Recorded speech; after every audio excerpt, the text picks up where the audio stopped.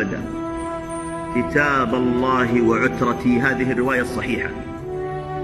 إن كنت تريد لنفسك مذهبا ينجيك يوم الحشر من لهب النار فدع عنك الشافعي ومالك وأحمد وما روي عن كعب أحباري، ووالي قوما وأناسا قولهم وحديثهم روى أبي عن جدي عن جبريل عن الباري.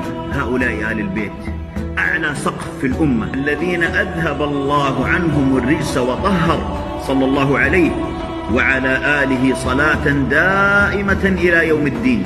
انفعنا بها بين يديك يا رب العالمين. أنا محب لآل البيت، وحق لي أن أتعبد الله الذي أمرني بحبهم.